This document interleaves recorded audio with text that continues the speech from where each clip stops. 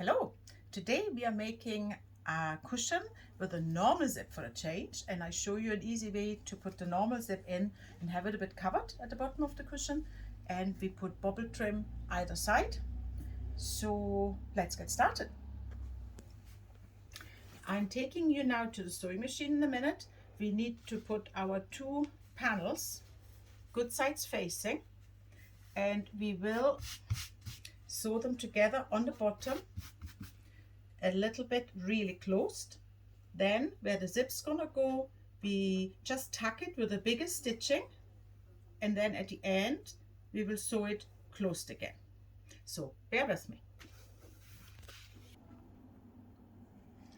So you have the two sides of the cushion, good sides facing, in your sewing machine, and you're following this 15mm line, the distance line. So you're sewing with a 15mm or 5/8 of an inch seam allowance. Stitch 3 for cushions and other soft furnishings, and then you lock your stitch in, and then you sew about 3 inches, and then you lock your stitch in again.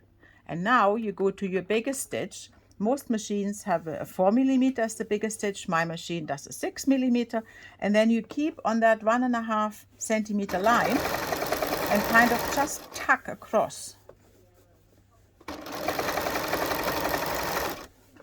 until you arrive the same distance on this side, 2.5 inches.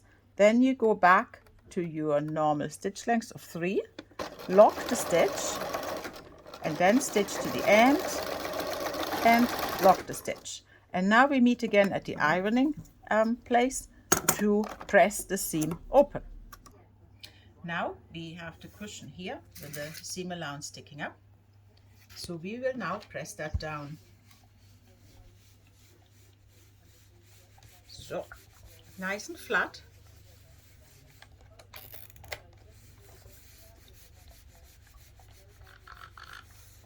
Like so. So remember, the first 2.5 inches in either side, you have your solid stitch length, and then from here to here you have it just tucked with your biggest stitch length. So we just quickly see where that started. So that started here on this side, and it started here on this side. So now we are going to pin our zip on top of this, and you can pin it all the way through, but make sure that you have your glider inside the area where you had it only tucked. Do like this, and see that zip is far too long, but that is okay, because cushion zips you don't really buy for the length that you really need. You buy for the length that you can get cheapest on the market, and the 22-inch zip is a classic cushion zip, so you get it much cheaper than some other sizes of zips. So you can, once you are done, you can just cut it at the end, and you will see the commercial cushions, they're all done like that. They're all just cut at the end.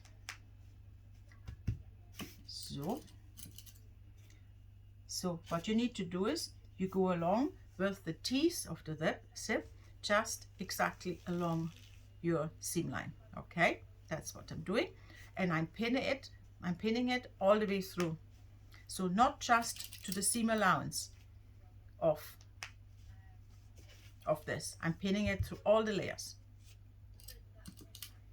So to here, and if you're pinning, see what I'm doing, I'm going down, then I go back until I'm off the mat, off the ironing mat, and then I fold it a bit and I push it back out over my finger, because pinning seems to be one of those things that people don't find actually that easy.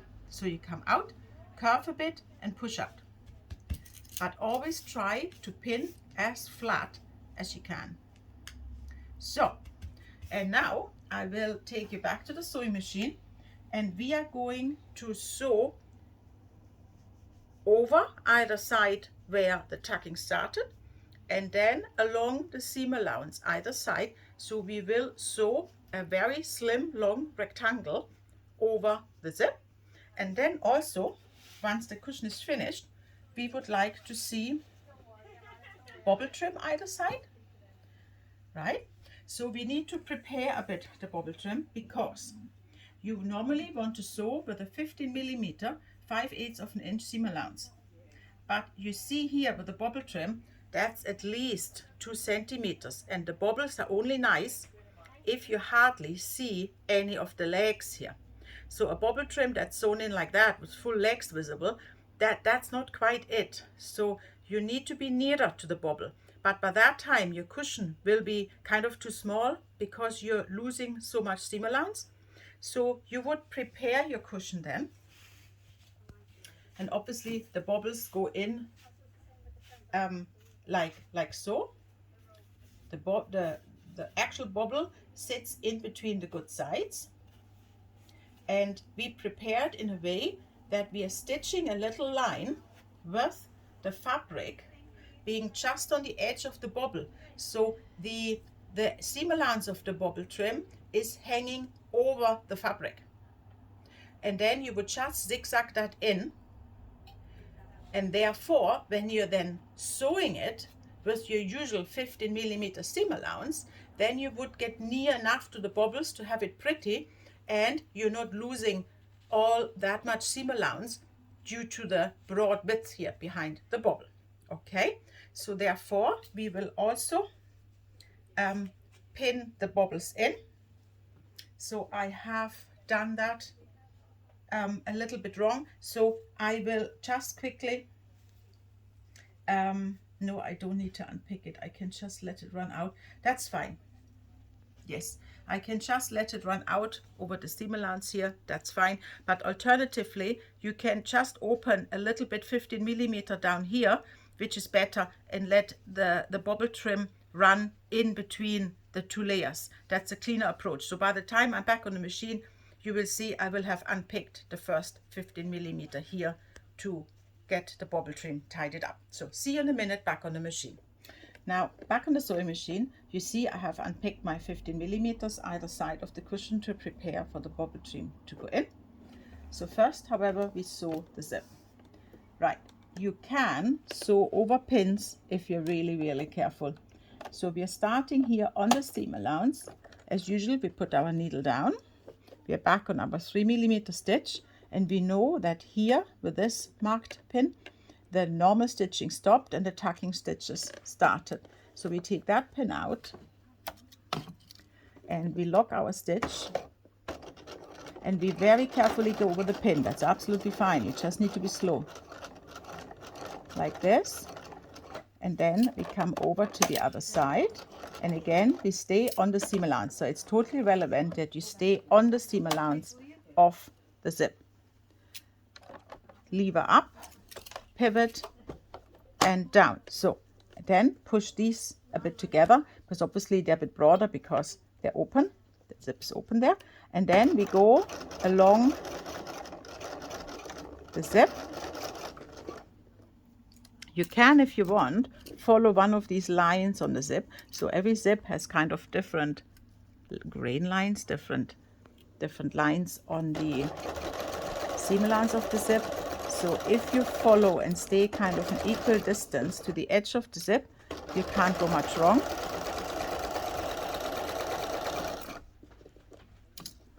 And then we go all the way along. So here is the other pin that marks us the end where we went into the solid stitching again. So that's the end of the tucking on this side. So you come to here and you stop. You take your pin out, pivot, take this pin out because the glass head will be in the way. And then we come down here. Nothing wrong with maybe going a couple of times, because that is a pressure point that you will need to be strengthened, because that's where you push your cushion in. And that's why you then afterwards can cut it, because you have stitched across, so the glider cannot really get lost there at all anymore now. So, and then we come back. So it's a good move to stay along that kind of a bit horizontal line within the zip seam allowance. Let me go all the way back. Oh yes, again, if you have that button, you can press that the needle stays down when you stop. That's very helpful here as well, so it doesn't disturb your running line. And then again, pay a bit attention when you come here to the open side, that you stay halfway parallel still, and then we come back, pivot, and then again on this side you go over a few times, just hold the zip in place and pretend it's shut. You do that. So then we take this out. That's now our zip done. I will show you in a minute how we unpick the other side, but before we do that, we quickly prepare for the bobbles, which have since fallen down. I do apologize. Oi, here we go. So the cushion will be like that. So the bobbles are sitting inside with the bobbles facing the inside. Not here, because if you have them here and you turn the cushion around, then obviously they're never to be seen again. So we need to go on this side. And remember, we said we zigzag them all along this run here with the seam allowance of the bobbles sticking out. And to make sure we don't create a fray edge and the bobbles kind of just fall off together with the fabric from the panel, we zigzag it. Okay, so go to the middle of that strip here with your fabric.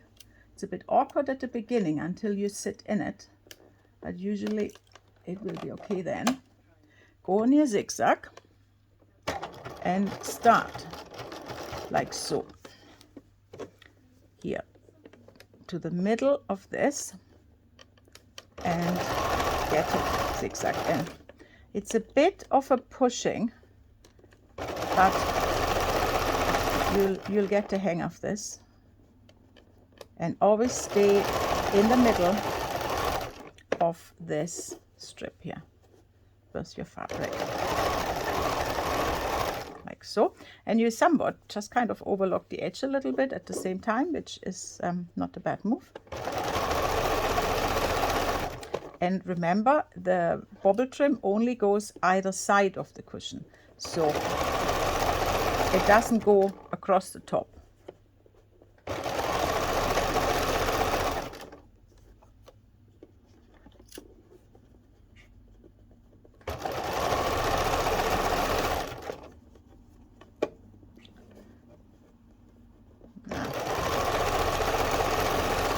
And then when you have reached the other end, you can then cut off the overridge of the bobbles.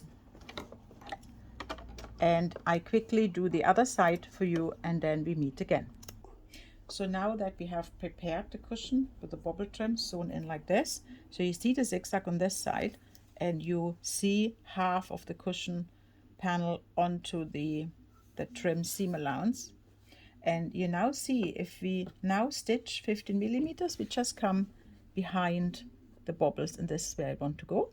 So we just put our zipper foot back on to do that, because that functions like piping. And you may have noticed I did the zigzag with a normal foot, because remember, you cannot do a zigzag with the zipper foot. You will break your needle, because the zipper foot doesn't allow for the needle to swing. So, and as I had opened the 15 millimeter here, you could put the trim all the way in. The counter of this is that I just need to close this again. So I'm starting in the run of the zip here, that we don't have a hole there. Put my needle down, get the bobble out the way, and go back and forth, lock that again, come out until I'm at my 15 millimeter seam allowance, and then I get ready for the bobble run. So the bobbles out the road, that's a bit cumbersome. You need to get used to that. You put your fabric kind of a bit inwards, because remember, the fabric underneath is a bit inwards. So if you now go to the outside here of the trim, then you don't have enough fabric on the other side. So we need to stay a bit in. And we also want to move our needle a little bit. I forgot that. To if you can move your needle, at least your machine should be able to swing the needle by one position over, and that's the position you would want to use for your zipper foot. Okay, So then our rhythm goes, squish the bubbles down, put the fabric about to the middle, hold it down and go. Next few bubbles, push them down, fabric to the middle and go. And at some point you see how you are here at the end, that you arrive the same time. Yes, you're still good. So every now and then when you make cushions, you need to check that, because it could be that with all the organization that's going on up here, you're pulling a bit too much on the upper panel, and if the material is ever so slightly stretchy, you then pull it far beyond the lower panel. So that happens really easily. So, but we seem to be on a good track. And you obviously also feel with your fingers that you do not by mistake cut into a bubble. You wouldn't want that either, but you definitely, and here you are beyond it, you definitely must be beyond this. That kind of trim here, nobody wants to see again. And you don't want to see much leg either. And here you see the needle is just here before the bobbin. So we only see bobbin and a tiny bit of leg, and we arrive at the same time. Hooray, we are good. So you come all the way down and all the way down, like so. Just go all the way. And then you come a bit back, and now you find your material underneath, and you come across with your normal 50mm seam allowance. Make sure this bobble here in the corner is pushed right away, and here you are, ready to go. Put it on top of each other, follow the 15mm line here on your machine. Here's the 20, here's the 15, and off we go. Oh, well, I should have said, because we have moved the needle, inadvertently I went a little bit left, because you need to move the needle back to 0, and then the 15mm are valid. So inadvertently, because the needle was further left, I went a bit more left. So for you, to show you how it's done properly, I go back to the 15mm and put the needle back to the middle, and then we are good to go.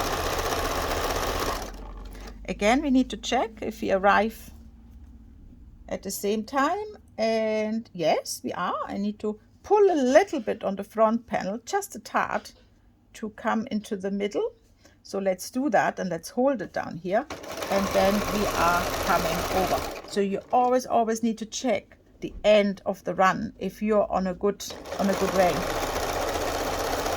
so that you're not ending up with a surprise once you have arrived. Again, you go all the way, and then you come a bit back.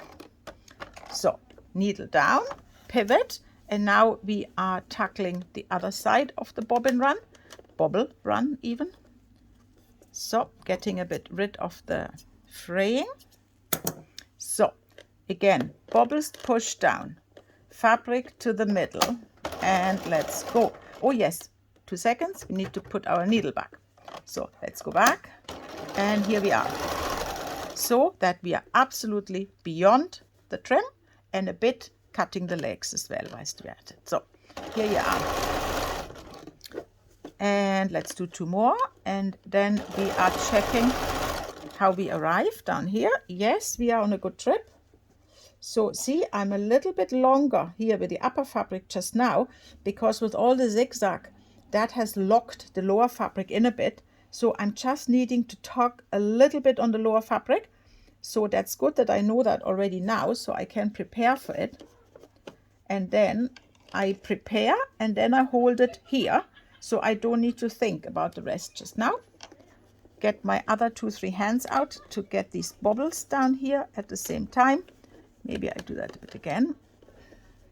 And I know I need to tug a bit underneath. Here we are. And then we can do the next bit. Like so. And yeah, we're good. Let's get the fraying sorted a little bit. You always need to tidy as you go, and otherwise these threads will be kind of in the middle, and you really don't want that.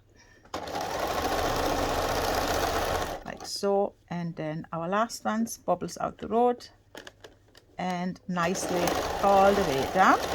Then remember, we opened that by 15 millimeters, so we need to, after the last bobble here, we stop, pivot, and then we need to close that hole again. So we need to come here, see, here's the old stitching, and we need to find that old stitching again and go a bit back and forth, and then we have locked that, we can come out. So, and now we need to unpick the zip. So we see here, that is the tucking, that's a tucking strip. So we go very carefully in and we unpick a little bit, see, like so, that we can get hold of the glider. We need the glider of the zip, so we can unpick a little bit more here. Here is the zip, there, okay. And then we unpick the tucking, and as soon as the hole is big enough, we can turn the cushion, and then we can unpick the rest of the tucking so much easier.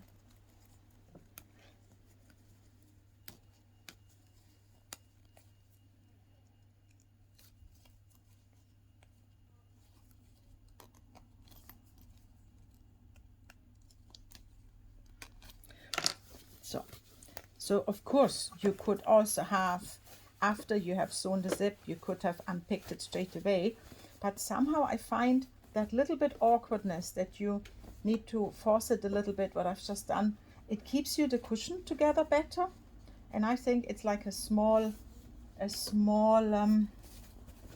sacrifice you have to make for better efforts. So here you go, and now we are on the right side, and you can use these bobbles to get really nice corners and just pull on them a bit, and that makes you nice corners here, left and right, see. So, and then here as well, where are we here in the corner? We're here and here, and then you can already see, that's your zip. That's your zip here, the tucking opened here but still closed here, and look how neat that looks. And obviously what we see here, that's the bobbin thread from what you were stitching from the other side. So you always need to make sure that you have the correct bobbin thread in when you do something like that, because that's the one moment where the top thread doesn't matter. It's the bobbin thread that matters. So, and then we get all the frizzy bits out from the unpicking. And I take you to the iron board, iron place rather, to show you in a better way how your finished cushion looks. Give me a minute. So that's our finished cushion cover in all its glory. And down here you can see that's your very tidy zip. So you see there is an overlap from either side, and the zip is nicely tidied up inside. So I show you now how that looks once the filler is in. So you take your cushion filler, half it, push it in, and once it's in, you need to really take care of the corners. So that means you're taking a corner like so and really push it in. You also have noticed I haven't snipped any of the corners, because in the corner, contrary to popular belief, you really need any fabric you can get to make full corners. So here you go, that's your 18-inch filler for your 18-inch cushion cover.